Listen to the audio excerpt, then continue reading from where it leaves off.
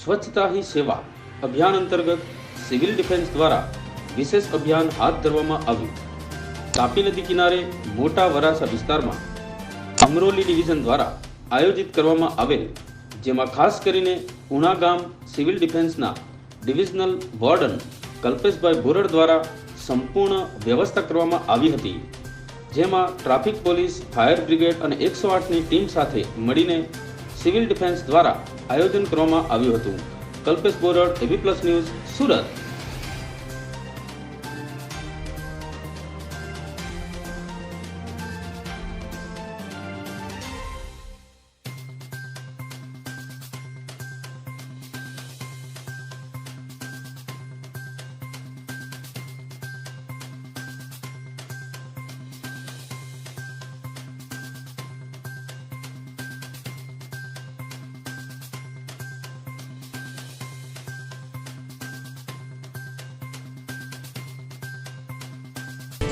આપ જોઈ રહ્યા છો સત્ય ગુજરાતનું, એટલે એબી પ્લસ